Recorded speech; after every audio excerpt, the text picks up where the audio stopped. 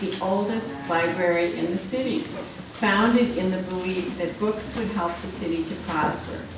And in order to help the library prosper, I hope all of you will be very generous, support the library, and help us have wonderful programs like this. And I would like to thank a very generous benefactor who sadly hasn't arrived yet, who donated these very comfortable chairs that you're sitting in tonight. You may notice a difference, but that was my sweet husband, Alex Sanger, who got tired of sitting on, yes, let's give him a round. For selfish reasons, because he got tired of sitting on those really uncomfy chairs. So now we have these. And tonight I'm so happy to introduce Andrew Solomon, the National Book Award winner for the Noonday Demon, and his monumental new work, Far from the Tree, which tells the story of parents who learn to deal with their exceptional children, but also find profound meaning while doing so. He explores deafness, Down syndrome, autism, and other states, and discusses crucial questions. To what extent should a parent accept their children for what they are, and to what extent should they help them become their better selves, and what, in fact, are their better selves? And this incredible book explores themes of generosity and acceptance. It made me examine my own beliefs in so many areas. A truly amazing work which expands our definition of what it is to be human. When I met Andrew years ago, I read The Galley for his novel, A Stone Boat, which dazzled me. And I organized a reading at Books and Company so my customers could be introduced to this brilliant young writer. He is also the author of The Ivory Tower, Soviet Artists in a Time of Glasnost, as well as The Noonday Demon, an Atlas of Depression, winner of 14 national awards and published in 22 languages. And I was so happy speaking to Andrew tonight. He was saying he grew up in this library, and so he's very familiar, and we're glad to welcome him back. Let us welcome Andrew.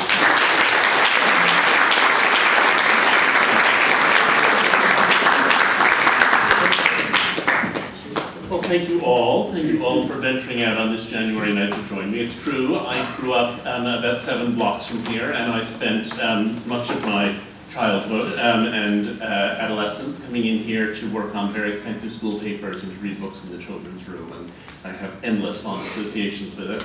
And it is true that Jeanette had me to Books and Company, which aside from the New York Society Library was the center of literacy for everyone in New York in its day, and which is terribly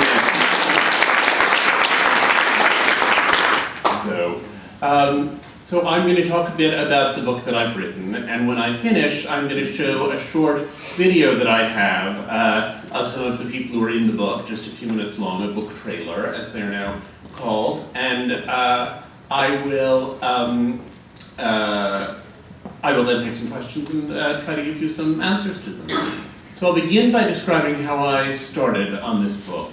Almost 20 years ago, my editors at the Times Magazine gave me an assignment to write an article about the deaf. And I was very mystified by the assignment when I got it. I had mostly been doing foreign reporting, and one of my editors said, but this seems like a foreign culture that's within our own boundaries. And so I went off to meet deaf people, and I had the idea, which is commonplace, was even more commonplace then, that deafness was nothing but a nuisance and a disadvantage and a problem, and these poor people couldn't hear, and wasn't that awful for them, and what could be done to help them. And then I went out into the deaf world, and I began meeting deaf people, I began going to deaf clubs, I began understanding how an alarm clock that worked with lights went. I went to the Miss Deaf America competition, which was an experience for a whole variety of reasons. And as I did all of this, I really came to understand that deafness, while it is a disability, is also a culture, and that people who are deaf are linked by their common experience of using sign language as their primary means of communication. And what I also discovered is that most deaf people are born to hearing parents. And those hearing parents tend to think the best thing for their children would be to function in the hearing world. And so they emphasize lip reading, and they emphasize oral speech, the production of oral speech, and the children go on and on trying to learn these things so they can fit into their parents' world. And many of them in their early teens, or some of them not until their 20s or 30s, discover the deaf culture. And when they discover it, it comes as a revelation to them. And they realize that while they may have learned to function to some degree in their parents' world, that this really is the world that's real and true to them. And I was very interested in that experience because it closely paralleled my experience as a gay person of being born into a family in which my condition was incomprehensible to my family at some level, and they weren't so enthusiastic about it. And it really was a matter of trying to understand what the dynamics were. And over time, I came to think that the dynamics of discovering your deafness and the experience of discovering your gayness were really very parallel experiences. And then I had a friend of a friend who had a daughter who was a dwarf. And she started saying, well, I just haven't decided whether I should bring her up to know a lot of other dwarfs and join the little people of America, or to tell her she's exactly like anyone else, she's just a little bit short. And as she talked about this whole question, the set of questions, I thought, here it is again. And I thought, okay, if it's occurred in these 3 instances, it must surely be occurring in other instances as well. And that was the moment when the idea for the book was born. It was after that conversation about dwarfism. And I thought, what are all of the other categories? Now, in writing about the deaf, I happen to be writing about the deaf just at the point when the cochlear implant, a technology that allows a sort of synthetic equivalent of hearing, was coming into a much wider circulation and was beginning to work better than it previously had. And so we had this sort of strange thing in which the culture, the larger culture, was more and more accepting of the idea of deaf culture, hence my getting this assignment in the first place, and the responses that I got to it. The acceptance of deaf culture coexisted with a moment when, for functional purposes, many people who would previously have been deaf were not going to be deaf anymore. And I've said in the book that it's a little like the end of those operas in which the hero realizes he loves the heroine at the exact moment that she expires on a divan center stage. And I wanted to look at that tension between a medical model that was about curing something and a cultural model that was about accepting or even celebrating it, and to see how they played off against each other in a variety of contexts. And I also wanted to look at the idea that deafness, I thought it was an illness. I had then become persuaded it was an identity. It was then being treated medically as an illness. And it's not that when I thought that it was an identity, I decided it wasn't a disability and that it would be great if everyone were deaf. I merely decided that there were people for whom that was true.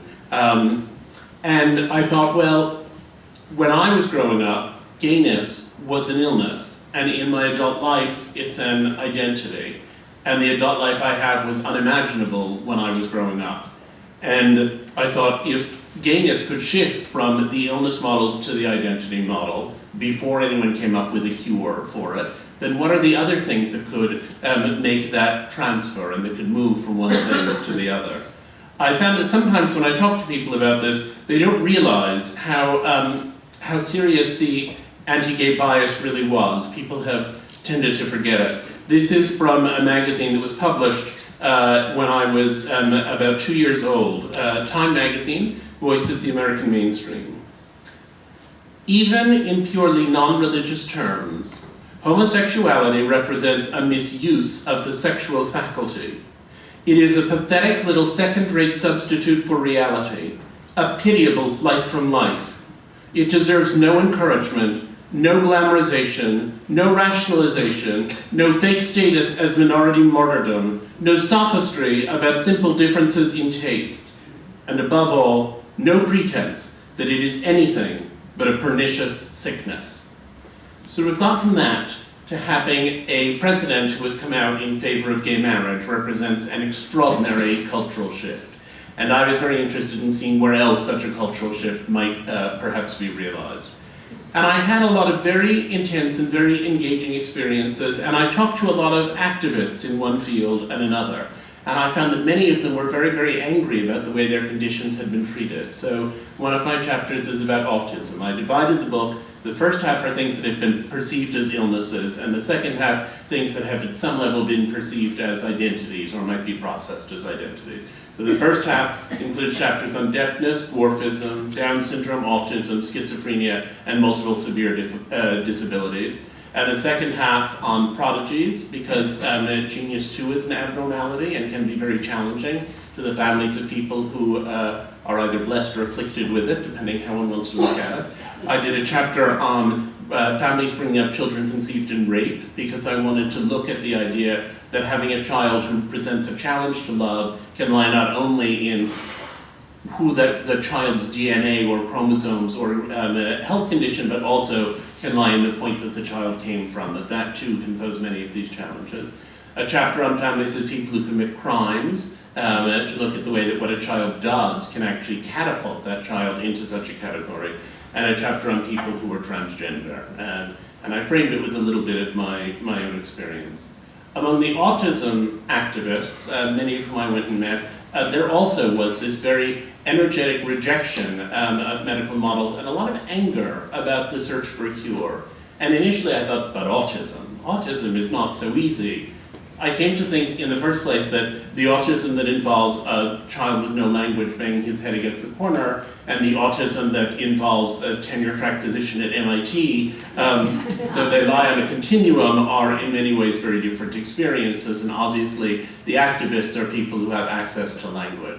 But I also thought that the idea of autism as an identity for those people in many instances seemed to me no more far-fetched than the idea of deafness as an identity, or of gayness as an identity. And having been somewhat traumatized by efforts made, both by myself and others, to resolve my gayness, I was somewhat sympathetic to the anger that they felt about people trying to resolve their autism.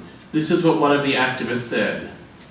When parents say, "I wish my child did not have autism," what they're really saying is, "I wish the autistic child I have did not exist, and I had a different, non-autistic child instead." Read that again. This is what we hear when you mourn over our existence. This is what we hear when you pray for a cure. This is what we know when you tell us of your fondest hopes and dreams for us, that your greatest wish is that one day we will cease to be, and strangers you can love will move in behind our faces. I'll go now to some of these categories. In each category I interviewed large numbers of families and tried to look at the family dynamics that surrounded the conditions and the situations and so on and so forth. And it was a very intense process. I interviewed about 300 families altogether in working on the book. Quite a lot of them made their way into it in some way. There was a deaf man who I got to be quite close to, who helped me a bit with research on the book, and we had a frequent email correspondence. He didn't have spoken language, so when we met, we either typed back and forth or had a translator, which is expensive and which we therefore didn't do so much. But at one point I was asking him what he thought about the cochlear implant question, and he said, "Well, I'm pretty comfortable with my disability and don't see CI as an evil force intent on destroying the deaf culture. I do get a sense of impending extinction. There will always be deaf people worldwide, but there is a real possibility that it'll be near eradicated in developed countries within 50 to 100 years. I say near, because there will always be immigrants, untreatable conditions, cultural holdouts, and so on. But no more people like me." And part of what the book examines is that question of what does it mean to think there will be no more people like me? What does it mean for the individuals, and what does it mean for the larger society? What happens when we begin eliminating various kinds of diversity and various experiences that are outside of the mainstream? And a lot of the families I met talked about how they were incredibly upset when they got the diagnosis, whatever it was, for their child. And then they had come to love this child very much. And many of them ended up saying, "I feel like in a way it's given me an even more glorious experience of parenthood than I would have had otherwise." And I would question them about that, and I would question the sensibility.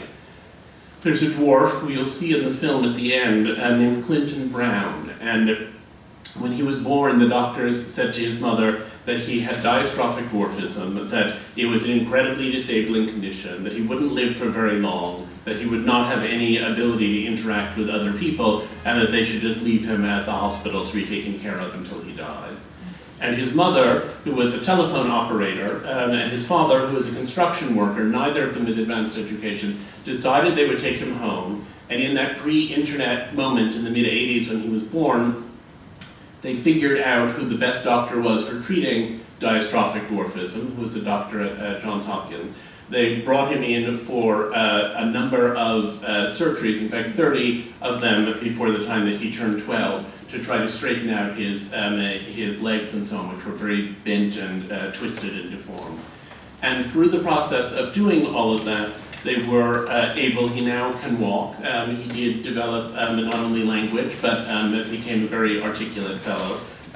It was an extraordinary transformation that they were able to achieve, and he was in the hospital. He had nothing else to do while he was there, so he read a lot of school books because there wasn't much else to do, and ended up being the first person in his family to go to college.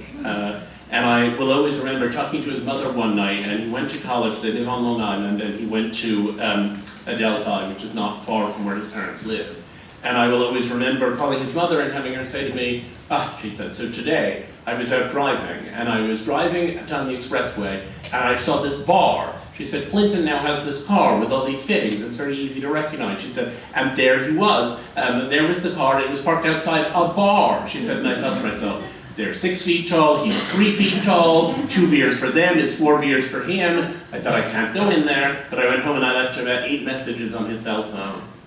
And then I thought, if someone had told me when he was born that my worry would be that he would go out drinking and driving with his college buddies, I would have been so thrilled to have that problem.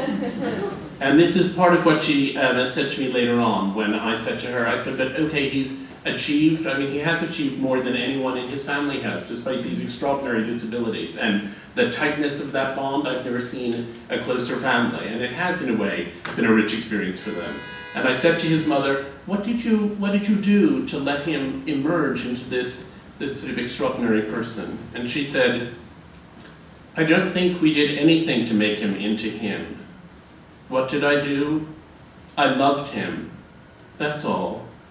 The other day, these people much higher up than us socially, much more educated, called me up and said they couldn't handle this. They were in Texas politics and thought the stigma would be harmful to them. And they gave their baby up for adoption. That's just what they were going to do. And it's the opposite of what I was going to do, right from the beginning. The other day, Clinton came home and he goes, Ma, I saw a blind man today with a stick in Manhattan. There were people rushing back and forth, and he was all alone. I just felt like crying. I felt so sorry for him. So I offered to bring him to where he needed to go. Clinton just always had that light in him, and we were lucky enough to be the first to see it there. And so I found that there often was this process through which parents became deeply, profoundly attached to children who were not what they would have expected. And there too, in the experience of those parents, there was a certain radicalism. This will be the last of my readings from a magazine from the 1960s, but this is from 1968, an ethicist writing in the Atlantic Monthly, which again was not known for its extremist views. Joseph Fletcher wrote, "There is no reason to feel guilty about putting a Down syndrome baby away, whether it's put away in the sense of hidden in a sanatorium or in a more responsible, lethal sense. It is sad, yes, dreadful, but it carries no guilt. True guilt arises only from an offense against a person, and a Downs is not a person." We forget how much change there's been. We forget how much transformation there is. And as I worked on the chapter about families of children with Down syndrome, I had many very moving encounters with people. Down syndrome is an area in which, because of advances in educational techniques, people are arriving at cognitive achievements that were previously unimaginable. And because of improvements in medical treatment of certain aspects of the condition, people with Down syndrome are living 3 or 4 times as long as they used to live. And life for people with Down syndrome is radically changed. At the same time that the increasing available of prenatal screening is causing more and more people to choose not to go forward having children like this. I don't take a moral position about it. I don't think anyone should be obliged to have a child they don't want under any circumstances ever.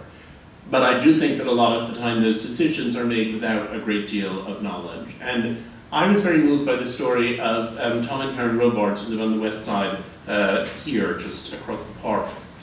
And when I met them, their son was 23 years old, and they had been working for a long time in the area of Down syndrome education and set up a center called the Cook Center, which was a place where a lot of people with Down syndrome were getting this better education. Had ultimately, I mean, they started it as a tiny, tiny little thing, and it sort of took off. Had ultimately devoted a lot of energy to it and come up with many of the techniques that help people with Down syndrome. And I said, well, look, this has been such a huge part of your life. Do you wish it hadn't been? Do you wish your son didn't have Down syndrome? Do you wish you could make it go away? And his mother said, you know, for David, our son, I wish I could make it go away. Because for David, it's a difficult way to be in the world. She said, but I think that we've grown so much as a result of having to deal with this. We've had so much purpose. I'd never have believed 23 years ago when he was born that I could come to such a point, but I have. For David, I'd cure it in an instant. But for us, I wouldn't exchange these experiences for anything. They've made us who we are, and who we are is so much better than who we would have been otherwise. And I kept encountering that theme of families who loved their children, children they had thought it would be impossible to love, who found that there was a lot of meaning in the experience of bringing those children up. I'm going to skip ahead a little bit to talk about people with many severe disabilities, and just to quote again one mother. Fathers often had a lot to say, but mothers often said it in the most condensed and pungent form. And this was a mother who had 2 children. She had a child born with extreme disabilities, no control over movement, no ability to feed himself, no ability to walk or to communicate, was told that it was a randomly occurring genetic mutation and that she was not at risk of producing another such child, and had another child who had the same condition. And had to deal with that. And eventually, she took care of the children until they became too heavy and difficult to move around, and eventually felt that they had to go into some kind of an assisted housing situation. They went into one, and a few years later, there was a worker who left one of them in the bathtub while she went to get something, and he drowned. And she and I talked about what that whole experience had been like, and I will just quote to you one of the things she said at his funeral. She said, as she was burying his ashes, "Let me bury here the rage I feel to have been twice robbed, once of the child I wanted, and once of the son I loved." That's the point that many people came to. Now, I don't by any means wish to say that actually having these children is something that automatically confers that feeling. And another family with 2 severely disabled children, the mother said, "People always regale us with these little sayings like, God doesn't give you any more than you can handle. But children like ours are not preordained as a gift. They're a gift because that's what we have chosen." And I returned over and over again to that line and to that idea that many of these families, many of them had really struggled to try to find meaning in their experience. And there was a point at which I thought, okay, you say that you would never have wanted to have any other child than the one you had, but is that really true? Is it really true that you wouldn't have preferred a child who didn't have these problems and didn't have these disadvantages and wasn't facing so much difficulty? I thought about it, and I thought about the fact that I have children, and my children are flawed in minor ways. And that if some glorious angel broke through my living room ceiling and offered to exchange them for other, better children who were nicer and more attractive and better behaved and so on and so forth, I would be horrified by that offer, and I would hold on to the children I have. One becomes attached to one's own life experience and to one's sense of one's own destiny. And I found that for many of these parents, it wasn't a question of whether it was true that they were better off having a child with autism or Down syndrome. If they could believe that this had given them some meaning, if they could say, look at the things that I learned from this that I would never have learned otherwise, if they could find words of praise for their own experience, that liberated them to be much better parents to the children. And it was an enormously helpful thing for them in finding a reasonable degree of meaning in their own life. So that was a real focus for me, was the idea that you construct these realities. Now, I mentioned that I included a chapter on prodigies, and I did, and a lot of the prodigies wondered what they were doing in a book with people with schizophrenia and so on. And I said that it's actually difference which is difficult, and difference which requires an enormous adjustment. Whether it's positive or negative difference has an effect on how sad it is. It is not as sad to have a child who is a prodigy as it is to have a child who is multiply disabled. But it is probably equally difficult, insofar as the difficulty doesn't inhere in sadness. And I found that the parents I talked to were constantly struggling, that it's as difficult to have the mind of a 30-year-old in the body of a 5-year-old as it is to have the mind of a 5-year-old in the body of a 30-year-old. And that these parents were constantly trying to find peers for these children who had no peers. The people who were there in the areas of interest mostly didn't want to spend time with a little kid, and the other little kids didn't understand what they were talking about. And I had an experience partway through. I interviewed a young man who was 7 and his mother, and I knew that he had a very rigorous practice schedule. He was taking lessons, he was flying back and forth to China for lessons, as well as studying with a piano teacher in California. And I said to his mother, "Do you ever worry about us having a normal childhood?" And Mark, this little boy, Mark Hughes, said to me, "Actually, I have quite a normal childhood. Do you want to come upstairs and see my room? It's messy, but you can come anyway." So we went upstairs, and he showed me his favorite cartoons, and I took note of the fact that he had a whole shelf of Sesame Street videos.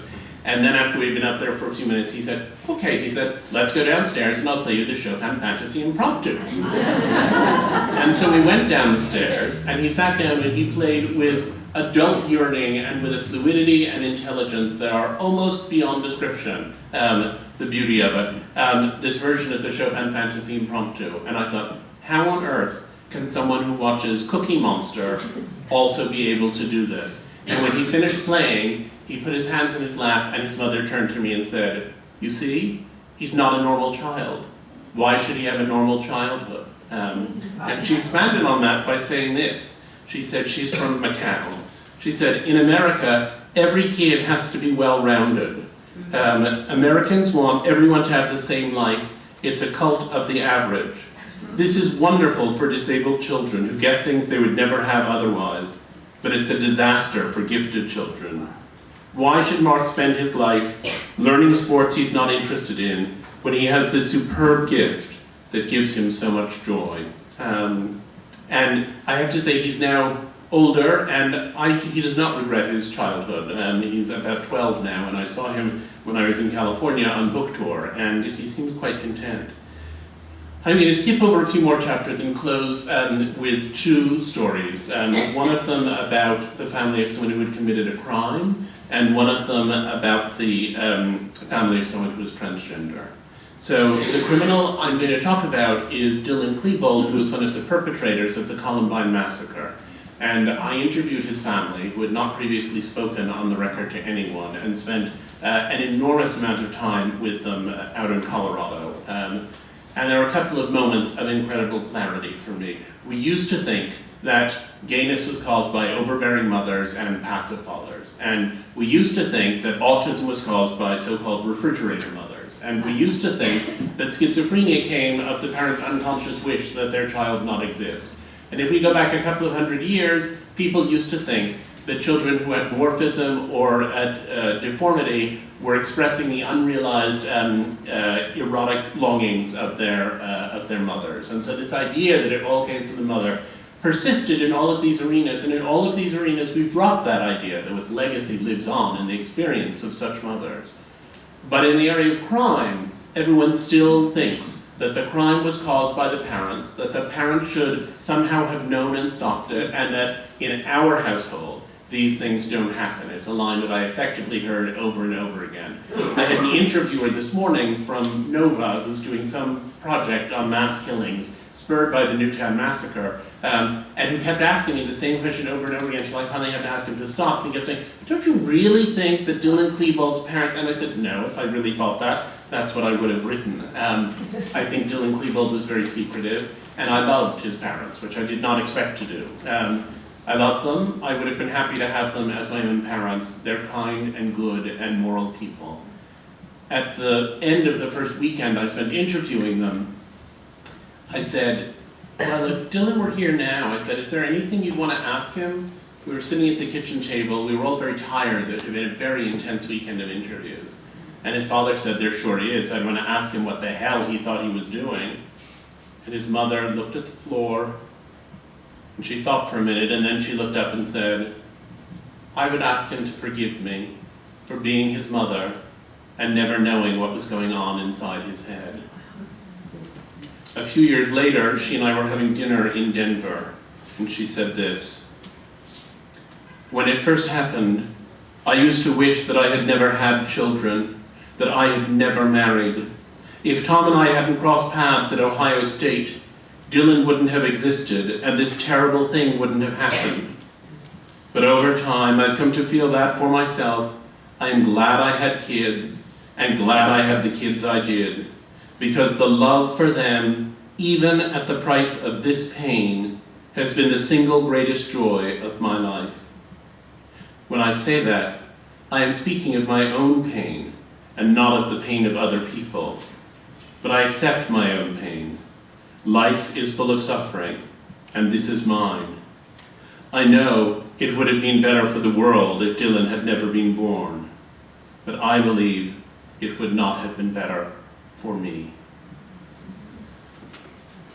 Transgender presented its own set of challenges. Transgender people experience a level of prejudice and abuse that's almost unimaginable until one has been in the world of them. They're frequently taken away from the families that they belong to. I spent a lot of time with one couple who lost their child for 2 years because the school said that they were causing him to behave in this way. There is a great deal of cruelty that comes up around people who are transgender, and many of the stories were really sickening and horrifying. Ku Klux Klan coming and marching into people's houses, and I mean, really terrible, terrible thing. People having to go into hiding because there were people threatening to kill 8-year-old children on grounds that they were somehow not conforming to gender norms. And when I started writing about people who are transgender, I thought it was an interesting topic to which I had no more real connection than I did to deafness or dwarfism or autism. And then as I worked on it, I thought, gee, I was bullied quite a lot as a child. Not here at the library, but elsewhere where I had to go. And I thought a lot of it really had to do, not with my being gay, because I hadn't conceived of sexuality yet, but with the ways in which I deviated from gender norms. So Kim Reed was, in an earlier incarnation, the quarterback on her high school football team. And she ended up going back to Montana for her 20th high school reunion and making a film which was about what that whole experience was like. And my favorite moment in the film actually is when she's sitting on a sofa with several people and they're all drinking beer, and one of her classmates come over and says, but Kim, we've all changed.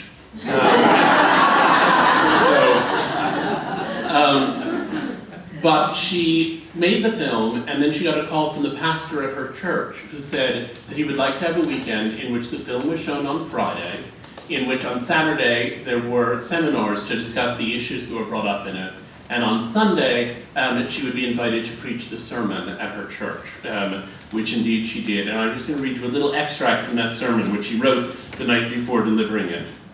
She said, "The night before last, when our film was playing in here, I went outside to the columbarium where my father's ashes rest. As I was kneeling there by what I called Dad's spot, I thought of the hours and hours of videotape that he shot lovingly of me during my football games, and how much of the same footage was now being shown inside this sanctuary. Now, it's certainly not the context that any of us expected, but I knew Dad would be proud. And just then, the dusk breeze blew in this waft of sound, and it was strangely familiar to me, and I realized it was the crosstown football game coming from the stadium. The band was playing, and the announcer was bellowing, and all of these old tapes were playing inside here on the screen, and I knew that new ones were being recorded just a few blocks away. Those recording their new memories to tape should be only so lucky as to be surprised by the last thing that they expected from their loved ones, only so fortunate as to get a chance to welcome them home with radical love.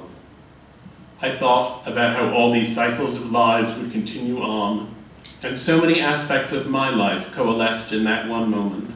that one beautiful, stunning, blessed moment, the past and the present, parent and child, male and female, the pain that life sometimes brings, and the soothing love that welcomes it with open arms after its exhausting journey into a distant country. You'll see her in a moment in the film. I closed the book with the story of having a family myself, with my husband, who's sweetly here being supportive tonight. He is the father of 2 children with some lesbian friends in Minneapolis, to whom we're very close. I have a daughter with a college friend in Texas, she's the sparkle of my eye. And then we have a son who lives with us all the time, who's the youngest one. And the day that our son was born, we were told that the day after actually, the pediatrician came in and said he wasn't extending his legs correctly and suggested that he might have brain damage, and we spent the first day of his life getting an MRI. It turned out he didn't have brain damage, but I had this process of writing this book, and I thought, how ironic would it be if after writing this, I suddenly had a child who fit these categories. And I'm just going to read to you the very ending of the book about that whole experience of what it was like having the possibility wafted in front of us. Children ensnared me the moment I connected fatherhood with loss, but I'm not sure I would have noticed that if I hadn't been immersed in this research. Encountering so much strange love, I fell into its bewitching patterns and saw how splendor can illuminate even the most abject vulnerabilities. I had witnessed and learned the terrifying joy of unbearable responsibility, recognized how it conquers everything else. Sometimes I had thought the heroic parents in this book were fools, enslaving themselves to a life's journey with their alien children, trying to breed identity out of misery. I was startled to learn that my research had built me a plank and that I was ready to join them on their ship. Thank you.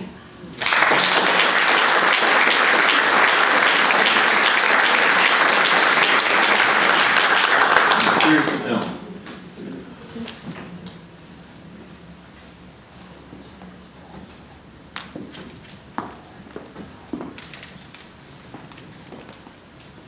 Here's the film, I hope.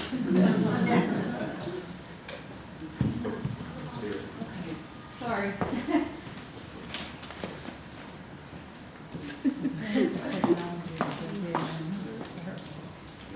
When I was going down to my mother crying, she really did not see a future. The doctor said he would never amount to anything, his mental capacity would be little to none, and you should probably give him up and think about adoption. I really didn't even know that something was going on, that there was something wrong in my mind. I didn't know the word transsexual, the word transgender hadn't even been invented yet. He has a mentor that helps him. Nobody Chris.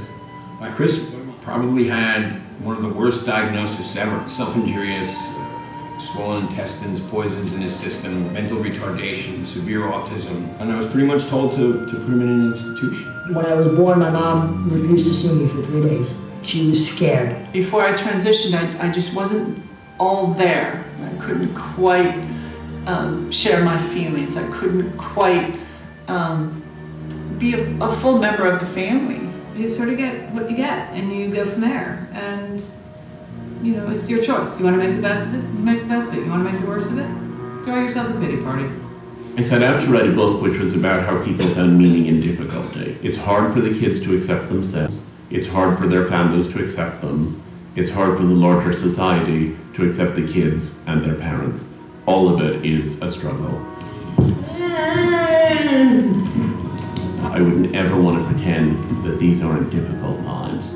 They're very difficult lives. They're full of pain and complexity. We have joints and bones that are twisted and distorted. So our life is marred with a lot of surgeries. Myself, I've had 30. And there was one guy that I had a crush on. He said to me, "Why do you live?" And my heart would crush. Chris did not communicate, he didn't sit down, he didn't put on clothes, he wouldn't go outside.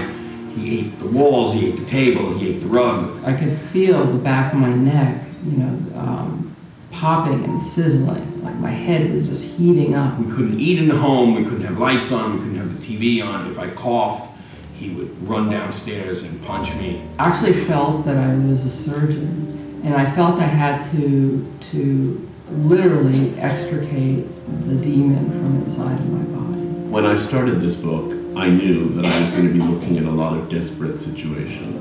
And I would do that by cutting and burning myself.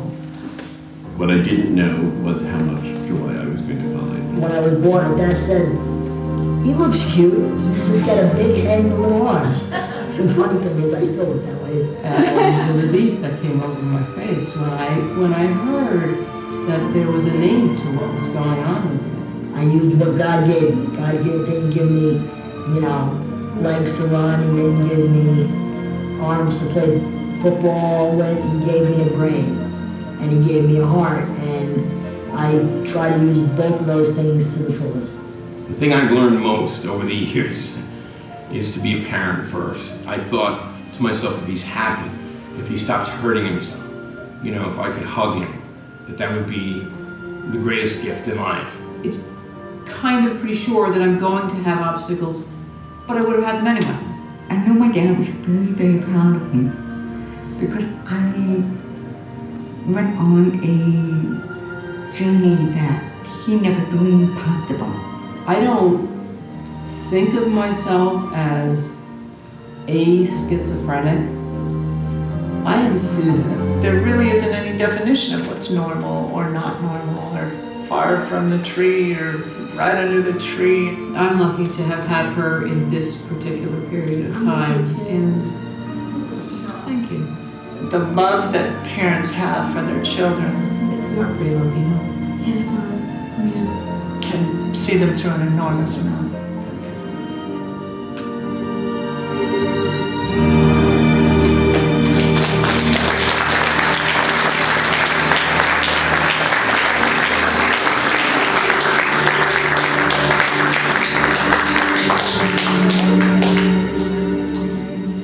Thank you very much.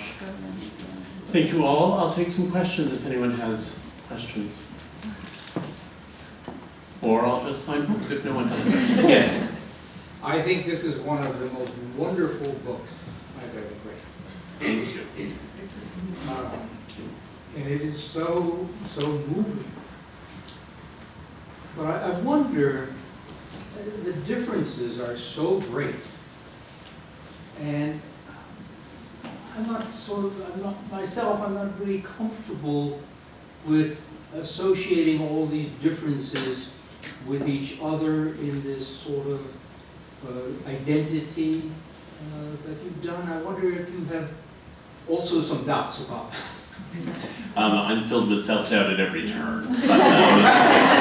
But essentially, I think what I was interested in was finding what the commonalities are. The reason that I wrote long chapters on each of these topics is because I didn't want to say it's really all the same. Deaf people have the same experience as autistic people have the same experience with prodigies. That's clearly not the case, and I really wanted to look at what makes one of those experiences distinct from the others. But I did want to say that a lot of people who have any of these individual conditions, themselves or within their families, have the idea that they live in a very small, isolated segment of society. There aren't that many people with schizophrenia, there aren't that many people who are deaf, there aren't that many people with Down syndrome. If you can identify this issue of dealing with some measure of difference as giving all of these people something in common, then suddenly instead of being isolated, they realize that most people are dealing with some kind of difference with some member of their family someplace, and suddenly they're in a sort of large company. And so it really was to look at the idea that these differences that feel so isolating actually can bond one to a much larger community of people. But that's a sentence or a few sentences, and it doesn't reflect the complexity of that process, which is enormous. I also thought that much as we test flame retardant pajamas in an inferno to make sure they won't catch fire when our child reaches across the stove, so these extreme cases point to something which is true of all parenting, which is that you have a child who's somewhat alien to you and whom you look at from time to time and think, what is this? Why are you doing that? Where did you come from? And you always have got that degree of bewilderment, and negotiating your way through it as a child grows up is really a cornerstone of having a healthy and positive relationship long term. So, yes? I was curious about the opposite. I was curious if you interviewed any kids who thought their parents were out of step, who thought their parents were unusual. That would be volume 2. I mean, all kids actually seem to think their parents are out of step and unusual, but the focus of this book was really what happens when a family that perceives itself to be normal is ambushed by a child who's unusual in one of these ways. I mean, I saw some families in which there was a lot of tension. There was one family I interviewed, actually, I guess there's one who really does respond to that. They were, both parents were transgender, and they had a child who, so far as I could tell from the evidence they presented, was not transgender. And though I didn't interview the child, as the parents talked about how wonderful it was that he was growing up in a household that wasn't oppressive like the ones they'd grown up in, because he would be free to explore his gender any way that he wanted to, I thought, but he doesn't want to explore his gender. He seems very content in his gender, and I thought it's the mistake of all parenthood that we try to give our children the things we wanted and didn't get, and can't see what the things are that they want. And in looking at that situation, even though I was primarily interviewing the parents about their own family, I really saw how dangerous it can be when you have parents whose experience of difference does not allow them to universalize broadly, but rather just causes them to think everyone else must be dealing with the same thing I am. So, yes? I especially liked your journey as you went through it with your end result in parenting. I think all of us gone through our own journeys in parenting, and yours was, I identified a lot with you and what you experienced in your own childhood, and I thought that part was fascinating. I like the backstory also. Well, thank you. Thank you very much. So I opened it, as I said, with a description of being a gay child of straight parents and what some of those struggles were like when I was growing up here at this library. And I also then wrote about the whole experience of having a family. I mean, I've said a few times, I didn't put it quite this way in the book, but when I was growing up, I remember my mother used to say, oh, there's no experience in life that's more beautiful and wonderful and glorious than having children. The love you have for your children is like nothing else in the world. And when I was little, it seemed like a huge compliment. My brother and I were the light of her life. It was great. Then when I got to be older and she would say that, I rather resisted it because I thought that I might be gay and I might not be headed toward having children. And then when I came out and she continued to say it, I was furious, and I said, that's not the direction I'm going in, and that's not what I'm going to do, and there are many kinds of valid lives. But I do feel that it was her saying that all the time that pushed me toward having children of my own. And while I think there are many people who don't have children and don't want them, for whom isn't right, for me, it turned out that she was right from beginning to end. So, yes? Are there any situations that you thought of putting in the book and didn't, and I have read the book? Oh, well, thank you. Yes, there were many situations I thought of putting in, but books that are longer than this are difficult to market. What were they? There were the ones that were the last to go. I thought about dozens of categories. I thought about people with gigantism. I thought about people who were intersex. I had a lot of things that I looked at. I tried to choose topics that didn't have too much overlap because I thought the issues for gigantism are sort of like the ones for dwarfism. I mean, they're different, but there are similarities. But the ones that were the last to go were that I was going to do a chapter on families of people who commit suicide. I was going to do a chapter on families of children with terminal illness of one kind or another, especially because I had interviewed someone with cystic fibrosis and her family for a magazine assignment and been deeply moved. Laura Rothenberg, who probably also came to this library, grew up nearby. And then I was going to do a more cheerful chapter about families who set out to adopt disabled children, because there are many such families, and I was interested in the complexity of their motivations, that they were driven in some measure by incredible generosity and goodness, but also some of the families I encountered by a need to have people who were dependent forever and who would never abandon them, and I thought it's psychologically complex. And that chapter I dropped only because I felt it took the topic of the book too far, and it made it too hard to knit it all together. So, well, lots of hands. I'll start in the back this time, but I will get front. First, I think your book is fabulous. I can't stop talking about it with Thank you. everybody. What I'm struck by was when I read reviews, I thought this is going to be a very uplifting book about parents who accept their children and love them and do the right thing for them. And when you were talking today, that's what you focused on. But when I read the book, I was focusing on the parents that couldn't accept their children. And that doesn't seem to be discussed as much. I, of course, didn't write the reviews, though I would have liked to.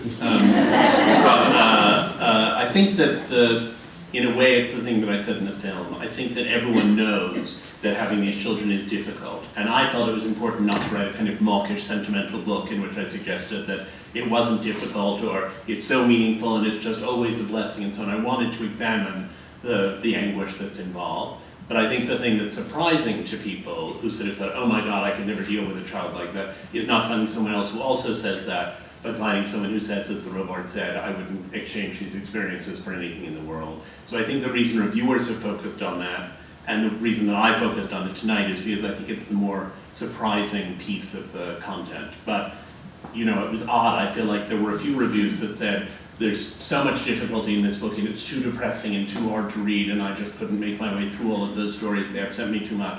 And there have been other reviews that have said, you know, he's glorifying all of these experiences and not acknowledging that for many people they're actually miserable, hard, and awful. So it's in the eye of the I reader. don't think anybody did acknowledge that it was difficult, but I think some parents accepted and loved their children and some weren't capable. Yes. And what I also thought, it was a split that came to me, and I didn't write about it at as much length because it's becoming clearer to me, I think, since reading the book. There's love and there's acceptance. And I found that while there are certainly parents who are abusive and horrible, that most parents love their children. They may be angry at them, they may have resentment about them, but most parents actually do love their children. But loving your child and accepting your child are two different things.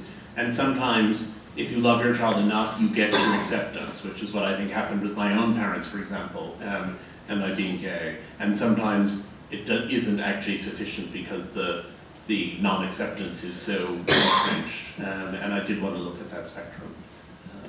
Thank you. Yes, you had a question. One thing that I found most wonderful about this book is that it's something you don't say, but is implied by the book, is really what is parenting. And the responsibility of the parent to deal with the individual that's been presented to them or that they've born, however it came, all right, versus, and their ideas about what's going to happen to this person and how much power the parent has over the outcome of that. I think there's a lot implied in this that I think forces the reader to start to examine their own experience as a parent and look at the things that they imposed or thought were the most important things to happen to their children, all right, that in hindsight or with grown children and now with grandchildren, you look at it and you say, wait a minute, you know, maybe I wasn't such a good person. Maybe it wasn't such a good thing for this person to have been raised that way, even though that was I was doing it through love, etc. I think that implication for the reader is incredible. And I like very much that you didn't spell it out, because I think it's important for the reader to come to that kind of place, that this is a large moment in society, really, to look at how one parents a child. Yes.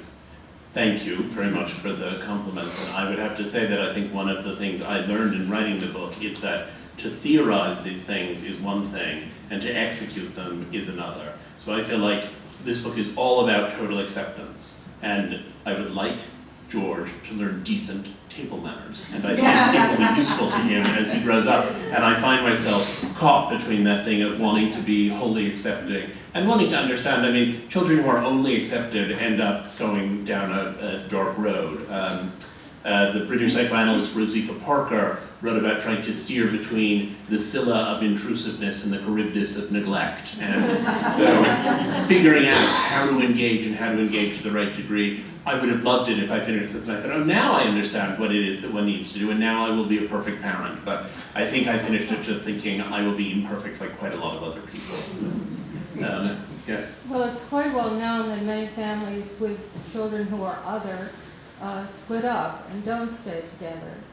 Did you learn anything about these families that did stay together, and did you look at that issue as an issue? I looked at lots of families who didn't stay together. I mean, or where there was a step family that had come in later, or they aren't all, you know, tight nuclear families by any means. There are actually a lot of very confusing statistics on divorce among people dealing with these challenges, and they're kind of confusing and difficult to read, but there are studies that show that people with children with special needs are less likely to get divorced. There are studies that show that they are more likely to get divorced, and there are studies that show that they get divorced at about the same rate as everyone else. And what I came to think is that dealing with these situations forces the marriage to become a more extreme version of what it was, and that marriages that were essentially close marriages, often the two people in dealing with this gigantic challenge together draw closer and closer and closer, and the marriage really does become stronger. And marriages that were not so strong in the first place, when subjected to the strain that's involved in dealing with children like this, fall apart. So I can't do the statistics, I'm not a statistician. I've seen all of these conflicting things. I've seen a lot of broken families, broken spiritually, but also just, divided and split up. And often there's one parent, more often the mother, who accepts the child, and there's another parent, more often the father, who wants to fix the child, and that tension occurs over and over and over again. But I can't make the universal statement that it destroys families, it changes families. There is no marriage that isn't changed by dealing with this. So, yes. It'd be interesting to write about the opposite of this. It's a little less sexy a topic, which is these wrongful life suits that are filed by parents who will say to the world and their conscious children that had they known that Billy was going to be born without a forearm, they would have aborted it, and they're suing whoever. I mean, that strikes me in some ways as the exact opposite of the clientele you've been spending your life with here. It's actually a topic that I address at some length in the first chapter of the book. And what I looked at is the conundrums that are posed by a health system, the parents who bring wrongful life suits. The content of the suit is, as you've said, basically to say, we would have aborted this child if we'd known, or we wouldn't have conceived if we'd known, if the parents hadn't been given correct genetic information ahead of time. The actual purpose of the suit is to get payment to pay for caring for the child for an indefinite period of time. It's unfortunate that we have a system in which it is so difficult to get the funding that people need to take care of these in many cases, very demanding children who need an enormously high level of care, and that many parents who may or may not wish they had aborted have argued in these suits that they wish that in order to get funded, there should be a way of getting funding that doesn't involve that betrayal of the child and of one's own values. But there are also people who brought those cases because they're just angry, and there are people who stay angry at fate all the way through their children's lives. I mean, there's one woman I met who has 2 autistic children, and she said to me, I love my children, I do everything for them, and if I had known how they were going to be, I wouldn't have had children. And I think anyone who tells you otherwise is lying. I said, well, I don't know that anyone who tells me otherwise is lying, but it's clearly her reality, which is that she's very engaged with them and she wishes her life had gone a different way. That reality is out there a lot altogether. You in the back. I have a 16-year-old cousin who has autism, and he has 2 older sisters, both in college. Aside from the fact that he is a 16-year-old boy who's got raging hormones, has no idea, he has very little idea how to express them, and there's a lot of strain between himself and his siblings and himself and his parents. Did you, and not to mention the fact that the siblings, probably also feel the strain of the fact that they're probably going to have to one day be parents to him. Now, of all the cases that you had come across in the research of this book and otherwise, did you see any cases in which there was any sibling, not say rivalry, but sibling, frustration, resentment? Yeah. I think that here again, I found that there were some siblings who said, well, most of them said both. I met a lot of siblings who said having a sibling who had one of these severe conditions allowed me to understand what matters in life, made me a more sensitive and caring person, made me more empathetic, and also that a lot of them said, my parents paid all of their attention to my sibling, I felt neglected, I felt badly mistreated, and I'm very angry about it. And those 2 things could coexist. I think it's a tall order especially for young children, to understand somebody's difference and to understand all of what's needed in the face of somebody's difference. But a lot of them came to the point, there was a woman who had a brother with Down syndrome, and she said, on individual nights, I hated having this brother I had to take care of. On individual nights, I wanted to go out and do something else. She said, but the idea of a life in which he had never existed seems to me a lesser life than the one I've had. I think that's what one ideally is sort of striving toward, but that's a very mature response. And some people get there slowly and some people don't get there at all. So, okay, I'm going to take 2 more questions and then I'm done. There. From the kids that you interviewed who were autistic, that were just from an autistic school, and the kids who you interviewed that went to like a school with other kids that were just in a special program, which one like had it like easier in like their daily life and the way they live and experience? I really think that it's important in education and in the sort of life that your child leads to have a foot in each camp. I think isolating your child with only other people who are also severely disabled for education or for anything else really tends to make the children marginal, and I also think that the quality of education that they receive tends to be low when you get them in a specialized classroom. That being said, I think that if you take a child who is different and put them in a class in which obviously all of the other kids are going to be talking about and doing things that that child is not capable of and are going to have a social life from which that child is excluded, that's a path to terrible loneliness. So I feel like it's important to have inclusion some of the time, and it's important to be in a context with other people who are dealing with similar situations some of the time, and the exact balance between those is going to vary enormously from child to child. Last question, and then I'll be signing, and I'm happy to answer more if you want to hear. What are you going to be working on next?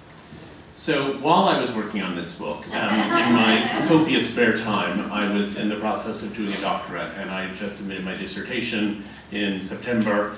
I have yet to defend it, but the research that I did was that I had a cohort of 24 women, each of whom I interviewed once prior to the birth of her first child, once afterwards, and then every 6 months going forward, and the children are now 4.5. And it's really a study of how women become mothers. The idea that while obviously at some level one becomes a mother the day that one's first child is born, there's a constant process of coming to terms with one's identity as a mother and understanding what it really means to be a mother and how is it that people arrive at that. I started off thinking that early motherhood, early attachment was largely hormonal and that later attachment was largely psychosocial. And I ended up abandoning that idea and saying that both influences persist over long periods of time, but really trying to look at how these women were changed by having children and how those changes ended up surprising the people to whom it happened. Well, thank you all very, very much.